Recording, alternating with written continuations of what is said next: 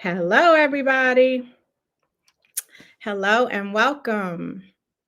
Welcome to African Ancestry's office hours. I'm Gina Page.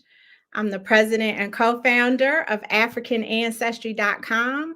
And we decided we had this office hour scheduled for a couple of weeks, and we didn't know how people would be feeling today, but we decided to come on anyway because a lot of people are looking for community right now, and we are the African Ancestry community. So we wanted to still come on as the African Ancestry team, see if people had any questions about who we are and what we do, share a little holiday joy, and yeah, just rock with you all for a little while. So hopefully you have some time to spend with us. Menelik, thank you for being here. It's good to see you as usual. Uh, we thought we would do something a little different today. So every Wednesday, our team has actually, let me take these off.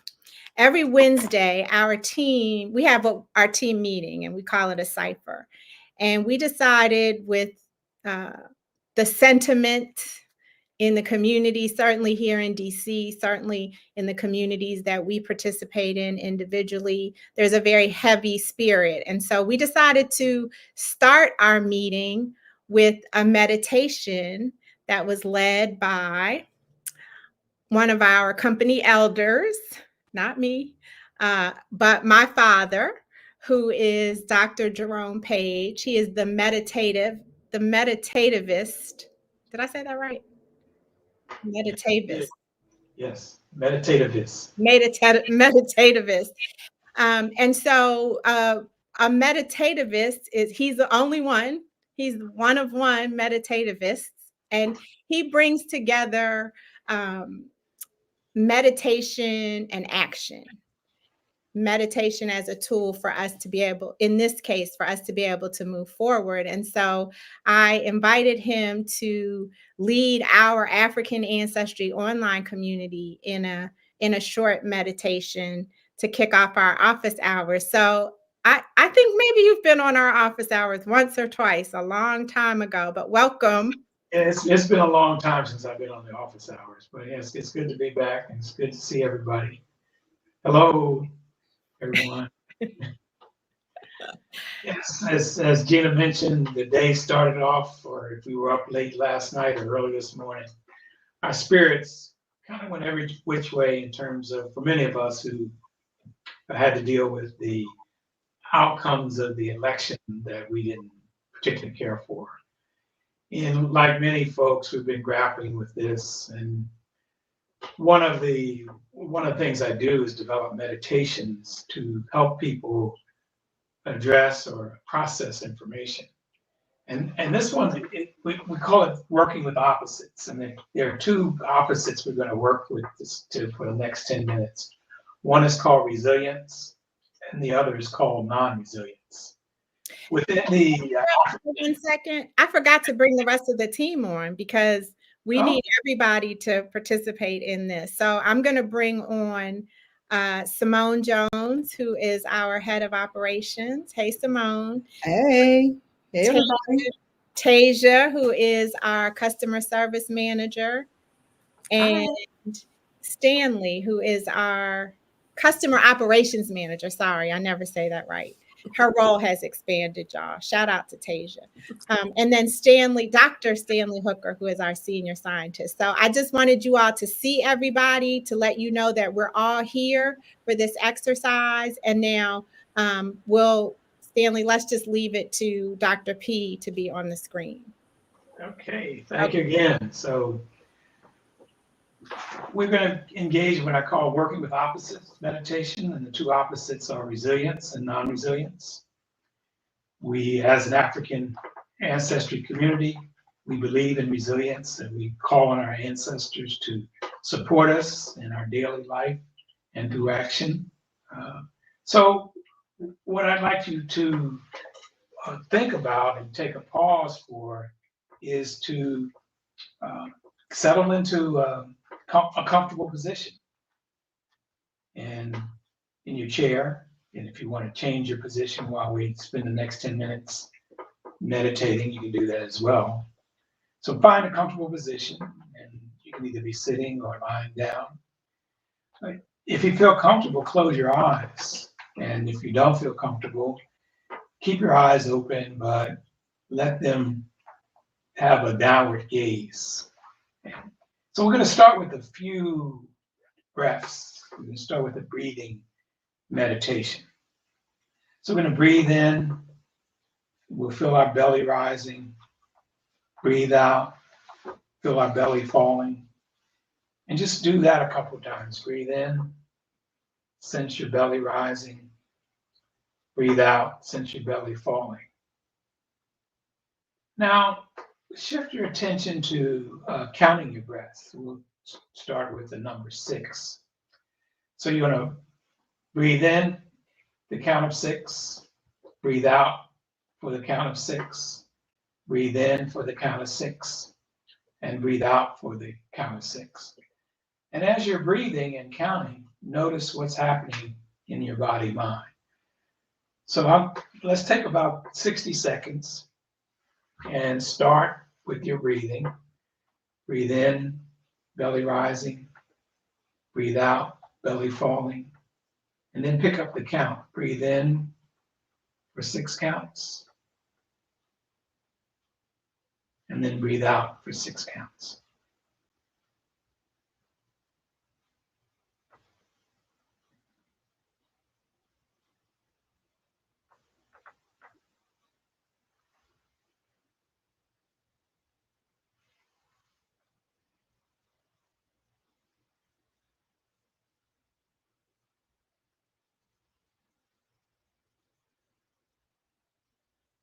Breathe in, 6 counts. Breathe out, 6 counts.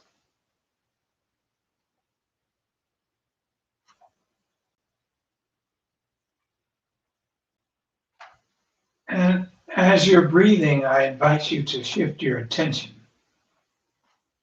to the term non-resilience. When you hear the term non-resilience, what do you think about? The ability to not be able to adjust, a sense of being overwhelmed, a sense of being discouraged, a sense of being unable to continue, where you can't cope. So what I'd like for you to do is recall or visualize or imagine a situation where you experience non-resilience, where you experience being overwhelmed or discouraged or unable to continue. Visualize, imagine, recall. And as you imagine, recall, or visualize this non-resilience, where is it located in your body? Is it in your head, face, shoulders, stomach? Is it in your legs? Locate non-resilience in your body, or the sense of non-resilience in your body. What's its shape? Can you define its contours? What's the center of this sense of non-resilience? What's its periphery? Is this sense of non-resilience moving? Is it stable? Does it move around? Is it mushy? We call this defining the qualities of an experience, of an internal experience. Location, shape, motion, intensity. I'll give you 30 seconds to focus on the qualities of non-resilience that you're experiencing now.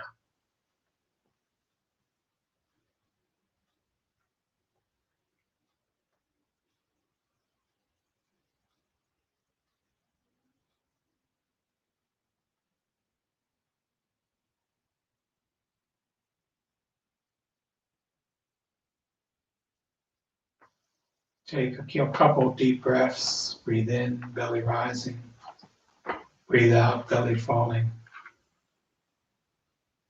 And now I invite you to focus or imagine or remember a time when you experienced resilience, when you were strong, when you were able to first address adversity, where you were able to sustain your purpose, where you were able to maintain your agency and ability to act.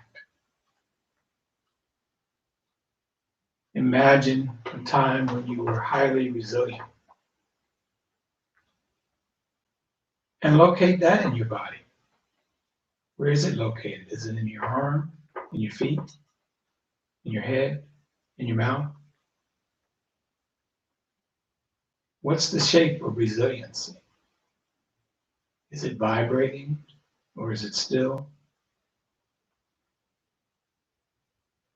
Where's its interior? Where's its exterior?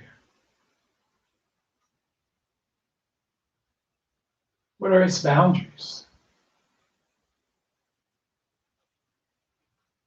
This sense of resilience and vibrancy and buoyancy, how does it manifest in your body mind?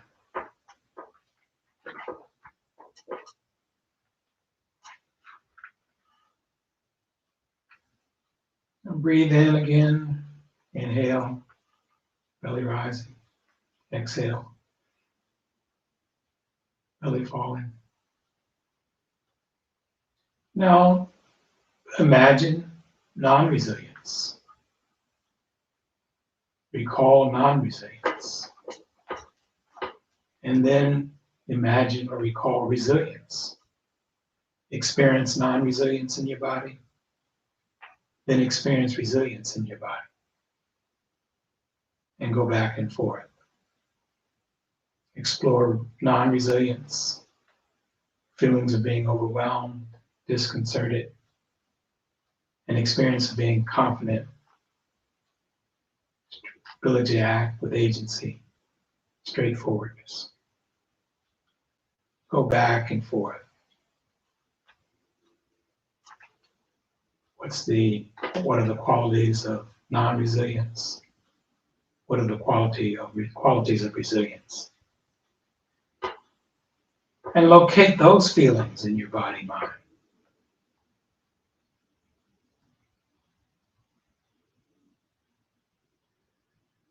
Now I invite you to experience non-resiliency and resiliency simultaneous. I'm non-resilient, I'm resilient, I'm both resilient and non-resilient at the same time. So go back and forth and then hold both of them together. I sense non-resilience in my body, feeling overwhelmed. I feel resiliency in my body, confidence, strong. And I sense both of those together, non-resilient and resilient simultaneously. And I'll give you 30 seconds to go back and forth and then holding both simultaneously.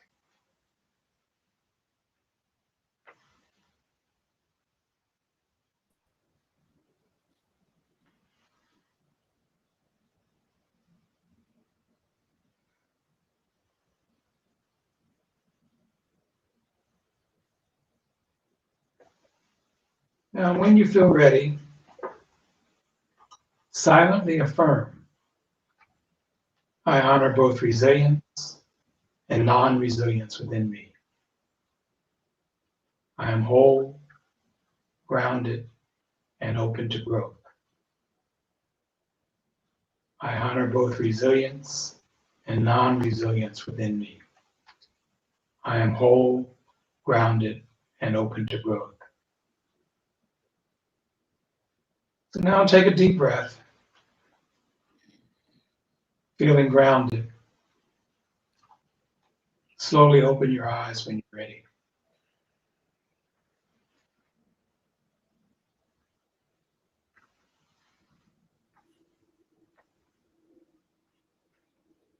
And if any of the team wants to share anything, and then if anybody has any comments that I can see, we can respond to those.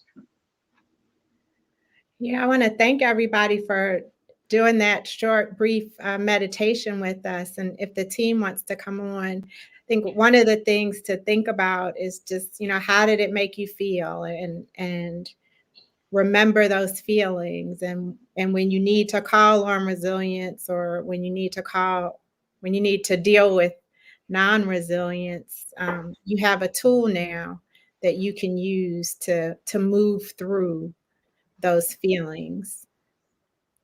Did I get that right? Oh, yes, you did. Sure. So some of you joined while we were in the middle of the meditation, and I just want to reintroduce. This is my father, Dr. Jerome Page. He's the meditativist. I can't say it right. And he helps people use meditation to process information. And while he's here with us now, he has a website, whatsonjeromesmind.com, and he has blogs, and I don't know, do you have audio or video on there too? There's some audio on there. There's some recordings. Yes. Okay. So check out my father's website, y'all, and get some calm and some peace going in your lives. Thank you so much for. Does the staff have any questions, or they want to comment or share anything? I don't know. They seem like they're hidden in the cut. I popped on. I was ready. I'm ready. I mean, the biggest thing for me in using these tools is making me recognize exactly how the non-resilience feels versus the resilience, because sometimes it can feel like the same thing. So it's very helpful, especially like the way my mind works. I'm very analytical and compartmentalize things. So it sort of helps me like look at it like a puzzle and work through it from there. So it's good. It's better than good. Nice. Yeah, for me, it's just I can feel it, in my chest, and releasing it, I feel it flow all through my body. So.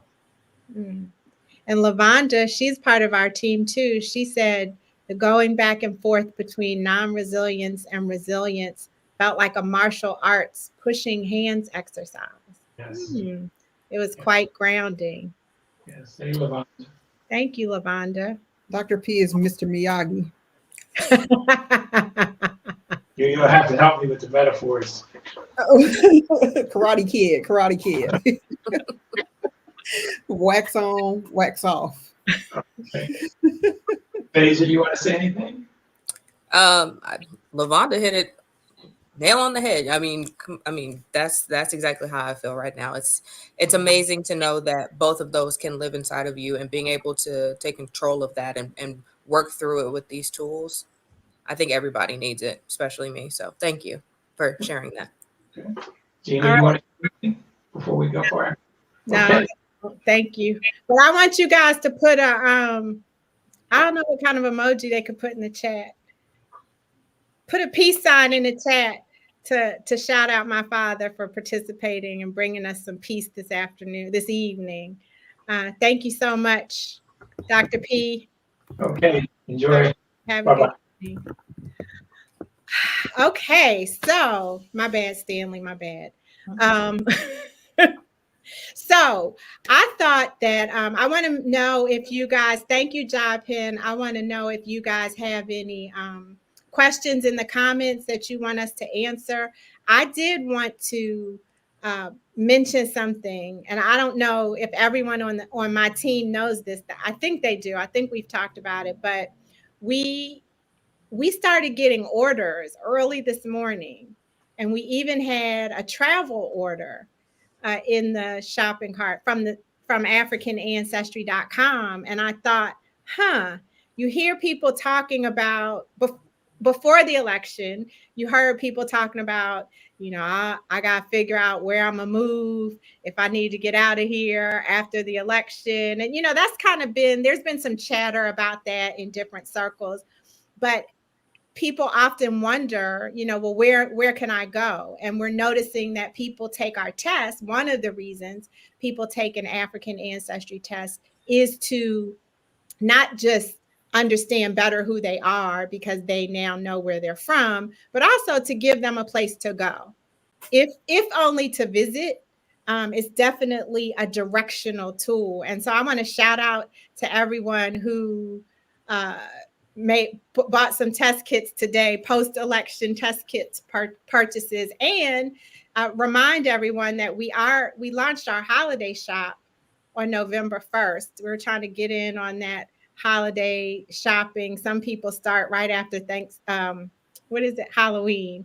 And so the test kits are on sale right now for 10% off.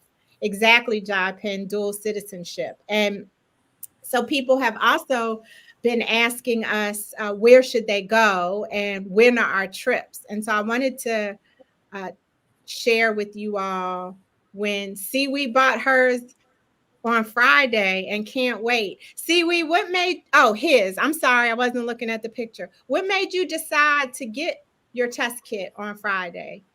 I want to know. How'd you hear about us and what made you decide to get a kit? Putting Seaweed on the spot. Your locks are nice, by the way. Seaweed might be from DC with those locks. Let me get out. While Seaweed is putting their answer in the chat, I kind of wanted to, I guess, piggyback on what you were saying about the citizenship. So just like everyone else, I was kind of having a hard time with the election results, and my mind went to where can we go? Is there something I can do? And I fortunately have dual citizenship with Sierra Leone because of African ancestry, based on my African ancestry results. So even while I was kind of working through all of the feelings, at the very least I could say there's somewhere I could go. And there's somewhere I can go where I feel like I would be welcome. And I've been there, and I've, gotten to stay in contact with the people that I've met there. So there's something to be said for having options. Yeah. For sure. And you also mentioned something about your kids and citizenship, right? Yeah, so my children are automatically eligible for citizenship. So, I did the paperwork and I did the big process, the process that can be a little bit, involved. But because I was able to get the citizenship, my children automatically are eligible. So all we have to do is get to Sierra Leone, get to Monuments and Relics, and get their pictures taken, and they have a Sierra Leonean passports. Nice. I think back and kind of if I had known that ahead of time, I might have actually gotten my mom to go and have her do the citizenship, because that means I would be eligible, and then my children would be eligible, my sister would be eligible, her children. So just like with the test, I always talk about how we restore lines and whole generational lines and all of that. They could also lead to an entire generation having somewhere to go if we need to get out of here. But wow, Simone, it's deep. That's deep. Jinx, that's deep. That's really deep. Well, speaking of wait a minute, hold on. So Seaweed answered, I've been on my awakening journey and I was led to you guys. I did my research and was studying all of Dr. Kittle's videos, and I wanted to know where I'm from. Nice. And Seaweed's from Atlanta. Well, welcome to the family, Seaweed. I'm glad you're here and that you got your kit. And you're going to be finding out very soon. It's all on Stanley now. Dr. Hooker is the only thing standing between you and your results, Seaweed. That's him right there. I got you. I wanted to just give you guys an update on the trips. So we have 8 trips planned. One of them's coming up very soon on November 27th, where we're having for those of you who don't know, we have African ancestry family reunions. These are specially curated birthright journeys home. And so since 2021, post-pandemic, or we were still kind of in it a little bit, we've been taking people home to their countries of origin. Our first country was the country of Sierra Leone because they offer citizenship. So as soon as they opened up their citizenship program, we opened up a trip. So I think this may be our 7th trip to our 7th family reunion in Sierra Leone. It will be November 27th through December 4th. And I'm not sure if that trip is still open. It's like kind of open. People have been sneaking in. So I think you still have a day or two if you want to get in on that trip. December 1st through the 14th, we will be in Cameroon. And what's special about our Cameroon trip is that we visit multiple regions so that people will be able to experience their Iwando ancestry, their Tikar ancestry, Bamileke. We don't go to the north where the Masa, Mafa, and Kotoko people are, but we do still make an experience for them. And of course, Hausa and Fulani. But this year is the Ingun Festival, which is a biannual festival that happens in the Bamoun Kingdom in Cameroon. And the Bamoun Kingdom is home to the Tikar people. And so we have been invited as guests of the King Njoya, who is basically the newest ruler of the Bamoun Kingdom. It'll be his first Ingun festival. And so we're looking forward to that. We also visit Bafoussam, Douala, Kribi, and Yaoundé. So it's a great trip. This will be our 3rd Cameroon trip. Our inaugural trip to Nigeria happens in January, on January 19th through the 30th. We'll be focusing on Lagos and Abuja. You can't go everywhere in Nigeria. It's huge. There are a lot of people. But if you go to travel.africanancestry.com, you'll be able to see the itinerary. 2 new things in our travel schedule this year. We have AAFR anytime. You can travel 365 days a year with African ancestry to Ghana and to Senegal. So if you want a solo trip, if you have a group of friends, if you want to take your family and you want to go on your own timing, we got you. You can go to Ghana, you can go to Senegal and have a full African ancestry family reunion experience. Then March 16th, we're going back to Cameroon. There won't be the Ingun Festival. That only happens every 2 years. But we still have an amazing, incredible trip planned for Cameroon. And then you guys are hearing it here first. We haven't even really officially launched this, but we decided to launch African ancestry family reunions in the diaspora. And so next year, we'll be going to the country of Colombia in South America, May 17th through the 25th. And we'll be there for their Black History Day, if you will. That's not what it's called officially, and then in Brazil, we're going to Salvador de Bahia, August 10th through the 16th, which there's some very important festivals that happen during that time. So our goal with the diaspora is to, you can travel with us to African countries to learn your roots and to engage in an African experience. You can also travel with us to explore the African influences across the diaspora. So you are welcome to join us for those trips. And I didn't put it up here, but African Ancestry, travel.africanancestry.com will give you all the information that you need about the trips. So I don't see any questions thank you, Stanley. I don't see any questions in the comments. However, we did solicit questions from people who are on our mailing list. So being a subscriber to our mailing list gives you some privileges. It gives you the opportunity to ask questions and have your questions kind of put up to the top of the list when we do things like this. And so if you guys are up to it, team, you want to dive into some questions? Yeah. Okay. All right. So what's the first one you want to do? Who should take the test? Who should All take right. the test? All right. I'll take this one because it's a good question, and it's one I I enjoy actually answering.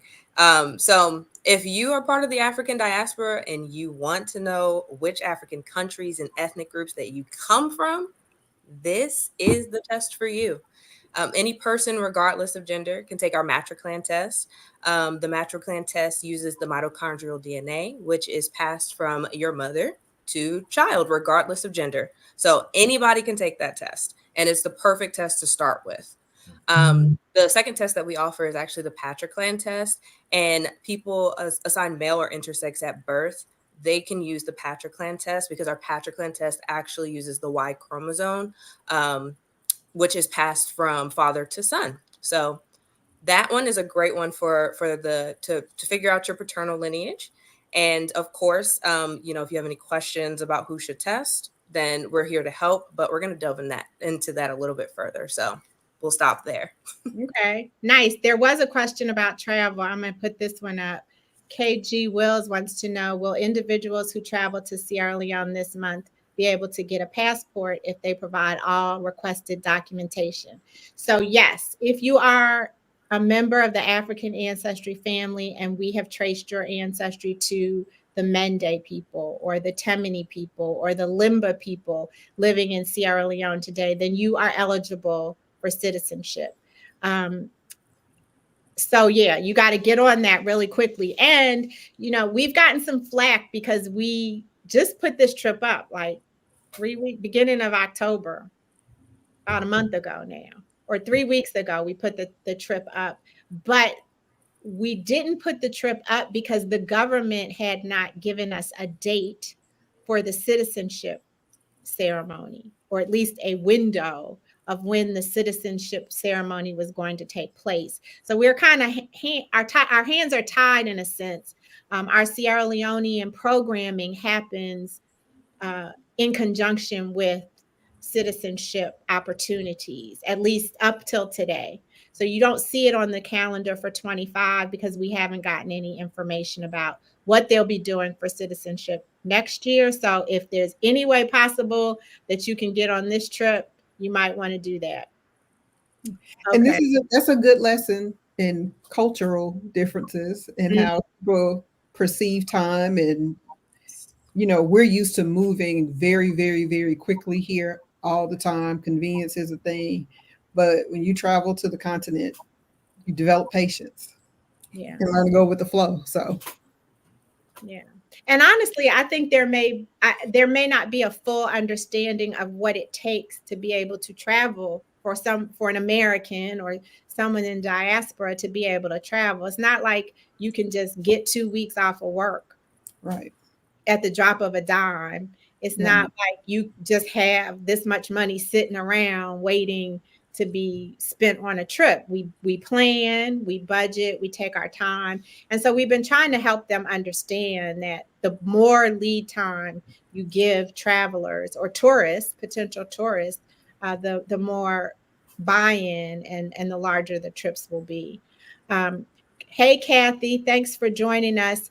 We did talk about going to Cameroon. We're going December 1st this year, and we're going March 16th of next year. So go to travel.africanancestry.com. And if you have some specific questions, this is office hours. So put your specific questions in the chat. Okay. Where are we going next, y'all? I'm supposed to be the director, but I feel like I'm intruding. How about when somebody asks who should take the test? It really depends on what they want to know, right? Oh, Yeah. But here's a question. So if it's a woman who wants to know about her father's paternal line, you guys met my father earlier. So if I wanted to know about the Page male line, my father's ancestry, how would I do that? I can take Well, this. Okay. Go ahead. Nope. I got it. So just remember that if you want to know about your father's line, you have to have Y chromosome DNA. And so people assigned male at birth are the only ones who have the Y chromosome. So in order for you to know your paternal line, you'll need your father or a person on that paternal line to provide their DNA. So Now, like, what would that be, Simone? so that would be if you have a brother and you share the same father. If you have an uncle, so if your father has a brother, you could have him take the test. If that brother had any sons, they could take the test. So it's anyone who got their Y chromosome from your paternal grandfather. And some people can go back even further. If you're lucky, you have a great uncle, so there are ways to get to that. But there's always the option too to learn about your father's maternal line. Mm. So that Good would be yeah. my grandmother Nanny. Yeah. How would we do that? How would I get my paternal grandmother's line? So your father could take a maternal test because everyone gets the mitochondrial DNA, regardless of sex. So you could have your father actually take a maternal test. If your father had any siblings, He has six. He has 6 siblings, and they all share the same mother, mm-hmm. any one of them could take the maternal test. Okay. And So, and then the other thing is, I'm glad you're describing it this way because we never talk about this test as just a test for you. Mm-hmm. It's a test for the whole family. And so if I went, so in full, my father took the Patrick-Leah test. Okay, y'all, I was trying to act like a plant, but my father took the Patrick-Leah test. My grandfather was living at the time. So he and his siblings who were still living, they got the answer. And then my father and his 6 siblings, all 7 of them got the answer from just one test. And then each of us as grandchildren, we also share that ancestry because it's part of our line, right? And so we ended up with like, I don't know, 30 people. Everybody whose father was a page or who comes from a male page at some point shared that ancestry. So I really want to make sure that people watching understand that one person takes the test, but everybody on that family line gets to share in the results. Yep. We have a question in here. Sorry, I'm not meaning to take the producer's job. I just didn't want to lose that one. Shout out to Turquoise Brooks. So the travel anytime, she wants to know she wants me to explain how the travel anytime options work. So when you go to travel.africanancestry.com and you click on Ghana or you click on Senegal, the first thing you're going to do is you're going to select the dates. So you select a 10-day window. Let's say you decide you want to go in May and you pick May 1st. Then your trip would be May 1st through May 10th or May 11th, whatever the 10 days are. And then you just go from there. So this is a lot of freedom. You get to decide the dates that you want to travel. And then, of course, once we know when you want to travel and how many people are traveling, then your family reunion can get slightly curated to make sure, let's say if your results are Ghana and the Fanti people, then we're going to make sure that you have an experience with the Fanti people in Ghana or the Mandinka people in Senegal. So that's how it works. And there's lots of opportunities to answer questions and ask questions and download the materials from the site, the travel site. Thank you, Ty. Oh, look, Juanita Nesbitt, she says, my aunt tested her brother to get her maternal grandfather's ancestry. Okay. That's good. That's good. So that means that you want to know about your mother's side. Your mother has a mother and a father. And so you went down your grandfather's paternal line. Like Simone said, we needed a Y chromosome. So you got your uncle. Yeah. Test. That's dope. What'd you find out? We want to know. We want to know. There was another question, but Stanley has dropped off for a second. Oh, no, we can answer this one. So this is one we get a lot from Wallace. Somebody was reading my mind. From Wallace Peterson. Thank you for joining us, Wallace Patterson. Patterson, not Peterson. He says, greetings, everyone.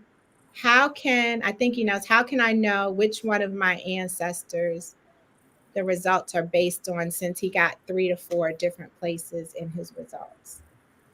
So he either got multiple countries and or multiple ethnic groups. So what's his ancestry in that case? Anyone you choose. All Yeah, all of the above. So no ethnic group and or country has priority over another. The way I would like to describe it, and please jump in if it gets too complicated, but the way I look at it is what those ethnic groups and or countries all have in common is your DNA sequence. It's the thing that makes them all the same. So I like to describe it as the people who are gracious enough to provide their DNA for the database. They self-identified. They had no idea what their genetic sequence is, and any of the genetic stuff was. They just knew that they were Nigerian or Cameroonian or whatever country and or ethnic group they listed. And so, really, what it shows is people are intermingling all the time. Migration happens all the time. One of our favorites is when someone self-identifies as Nigerian, but then they might get a Cameroonian result, but they're right next door to each other. Yeah, So 2,000-mile border. yeah, so it makes sense that there'll be some intermarriage, some intermingling, all of that. So really what that is telling you is that your DNA matches that of 4 different people, 3 different people, however many people they are, but you're all really kind of the same. You're all cousins or brothers and sisters, or however you want to look at it. Another way, I love that example, Simone. I'm gonna start using that. The one I like to give is that ethnic groups are social and cultural groupings. They're not genetic groupings. So culture is not genetic. Race is not genetic. And so you can have people in your own family right now. Let's just talk about sororities, since I'm an AKA and Vice President Kamala Harris is an AKA. So the Divine Nine has been all in the media, right? So I can be an AKA, but have a sister who chooses to be a Delta. I don't know why that would happen, but it's possible. And it happens in families. Or, your mother is an AKA and then you pledge Zeta. Whatever it is, you have the same DNA, but you have different social practices because of your sorority. You can use religion as an example. So, I was trying to be timely with And that. then additionally, it could indicate that the lineage is an older lineage, and so it's had more time to spread throughout the region as well. How about the scientific answer? Come through, Dr. Stanley Hooker. Okay, so let's go back to Doc Johnson. Shout out to Doc Johnson for joining us. So he says, does this mean I have to seek out a living male relative on my maternal grandfather's side of the family to do the Patriclan test? Yes. Got it. A+. That's it. Gold star for Doc Johnson. Somebody put a gold star in the comments for Doc. You got it. Seaweed had our newest family member. Seaweed has a question for you, Stanley. Can that Y or X chromosome change at all over time? So the X chromosome, yes, because it undergoes what's called recombination, or kind of mixing each generation, if there's another X chromosome there. However, the Y chromosome remains relatively unchanged, especially the regions that we look at. It remains relatively unchanged for like hundreds to thousands of years, which is what allows us to do what we do. That's a unique feature of the Y chromosome and the mitochondrial chromosome, which is very important when it comes to single lineage DNA testing. When you think of other DNA molecules like the autosomes, like chromosomes 1 through 22. A lot of mixing happens. Every generation, you lose 50% of what your father had, because you're only going to inherit one of his chromosomes and one of your mother's chromosomes. So you're going to lose potentially some of that ancestry that you might have inherited otherwise. So with mixing, with the loss of the autosomes, the really important and unique thing to remember about the mitochondrial DNA and the Y DNA is that they remain relatively unchanged over time for hundreds to thousands of years, and that they don't do any mixing or recombining with any other of the DNA molecules. And this is what makes it very important for use by archaeologists, genetic anthropologists, to be able to trace migrations over time, throughout millennia, and things like that, and allows us to do what we do. Stanley, that's Dr. Hooker. Sorry, Dr. Hooker. That's Either way, I'm good either way. that's a great segue to the other question that we got via email, and you had some slides to demonstrate. I think you muted yourself. Sorry. So someone asked, and we get this question pretty commonly, or every so often, and it's should I take this test if I'm light skinned? And the answer is yes. And because well, I guess I'll kind of walk through and try to explain it in a way that hopefully people can understand. So this is a picture of a cross section of a human cell. And so the two things I want you to focus on are the cell nucleus, pictured here in the middle, the big blue circle, and the mitochondria, pictured down here near the bottom. It's yellow and blue, right? These are the two locations of the DNA in your cells, right? You got the autosomal DNA that's here in the nucleus, and the mitochondrial DNA that's in the mitochondria.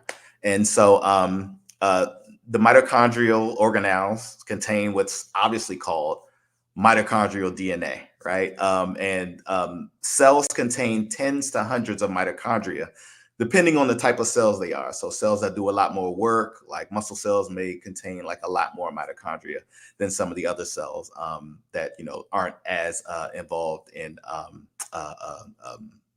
whatever kind of work your body is doing.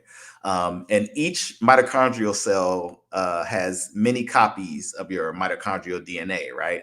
And this mitochondrial DNA has kind of a circular shape to it. And so the cell nucleus contains what's known as the autosomal DNA and the sex chromosomes, right? So these are chromosomes 1 through 22. It's kind of small here. It's hard for you to see, but I kind of have it listed. This is what's called a karyotype, and it's just a picture of what the human chromosomes look like. You might remember this from biology class, right? And so, as I mentioned before, you get one chromosome each from each parent, and you get a sex chromosome. So you're either going to get 2 X's or you're going to get an X and a Y, this little one down here. Hey, Stanley, Dr. Hooker, I just want to interject here. Yeah. What's really important to add here, and you may have done it, but y'all know I butt in all the time. It's all good. To do it. So everybody thinks that we're testing the X chromosome, and we're not. Right. We're testing the mitochondrial DNA, which you saw down towards the bottom. It's blue, and so it has nothing to do with the X chromosome. We get it from our mothers, just like we get an X chromosome from our mother, but it's completely unrelated. So I just wanted to add that. Okay, I'm going. No. That was a great point, Gina. I'm glad you jumped in and added that. And so, the X and the Y chromosomes are called the sex chromosomes, right? And all the other chromosomes, 1 through 22, are called the autosomes. Now, what's really important here when it comes to the original question of, can I take the test if I'm light skinned? Or, some people even say, hey, I'm dark skinned. How did I get, a non-African result or something like that? And what's important to know is that skin color genes have not been found in mtDNA or y-DNA, right? Skin color genes are found on the autosomal DNA. I put these little red bars in here. You know, this isn't exactly where skin color genes are found on each chromosome, but I just put it in there as an example to show, you know, they're located throughout throughout the various autosomes. But again, just to reiterate, they have not been found on the Y chromosome or the mitochondrial chromosome. So whether you're light skin or dark skin, it has no bearing on what your mitochondrial DNA or your Y DNA genetic ancestry is. Again, these things are totally separate. And again, just to reiterate, just like Gina said, African ancestry uses mitochondrial DNA and Y DNA, which again are very important in tracing specific maternal and paternal lineages. Thank you, Dr. Hooker. That was brilliant, because people need to know that skin color doesn't have anything to do with it. It really doesn't. You can. I need more timely references. But who is somebody? I always use Wesley Snipes, but he hasn't done any. Like if you're a millennial, or not a millennial, Gen Z, or you probably don't know who that is. But for the old heads watching, you can look like Wesley Snipes, or you can look like Mariah Carey and still have European ancestry and still have African ancestry. So skin color is not a determinant of ancestry. That's dope. Okay, thank you, Dr. Hooker. Kathy has a question which we already touched on, but somebody can answer this for her. How do we know which of the 3 clans we are actually part of? For example, my results say Cameroon, Kotoko. She means Mafa and Masa. Oh, sorry. So this was touched on earlier, by Simone, and basically all of them, or whichever ones you want to claim. It's just having multiple groups and or multiple countries is just indicative that your lineage might be an older lineage, or a lineage that was spread more throughout the region. Basically, is what it comes down to. And then sometimes, as they mentioned previously, it could just be indicative of how close the people are to one another. So it's kind of helpful for Laura Washington's question also. Thank you, Laura, for asking us a question. She recently received her matriclam results. Her mitochondrial DNA is a 100% match to Igbo people in Nigeria. Are you coming with us to Nigeria, Laura? We're going January 19th. You got to come with us. But looking at other people's results, I see they have multiple group connections. Please explain. Yeah. So what may have happened here is that your sequence was much more unique, right? And so it just happened to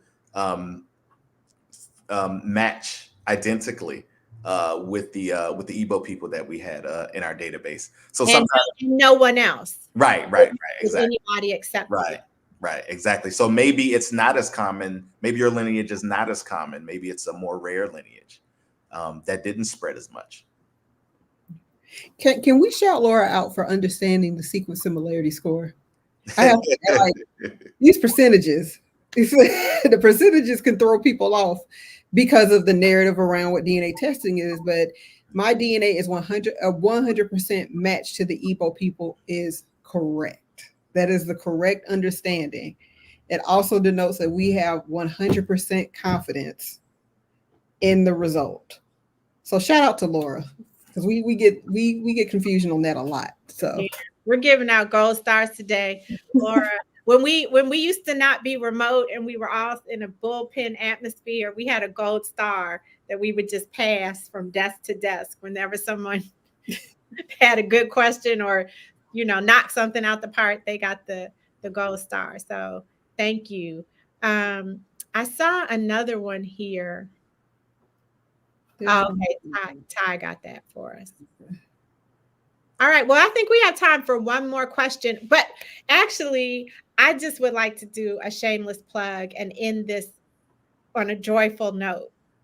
And I am so happy that all of you have tuned in and joined us for this in this community space tonight on November 6th, an important day for America.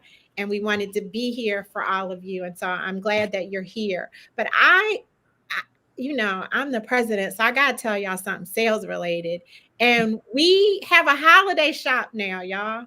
We've never had a holiday shop ever in the history of African Ancestry. And so I just want to make sure that if you didn't get the email, if you haven't seen it on social, if you haven't been on the site, that you go to the site, africanancestry.com. Our holiday shop is open. We have so many different things. So you see 3 ornaments here, but I'm going to get a little more specific for you. So we have an Africa ornament. You can celebrate the whole continent of Africa if you want, and you should. We also have country ornaments. So you go to the site, you'll see the holiday shop right on the banner, the top banner of the website, and everything's 10% off. Okay, so everything's on sale, and you can pick your country ornament. So Simone's going to get Sierra Leone.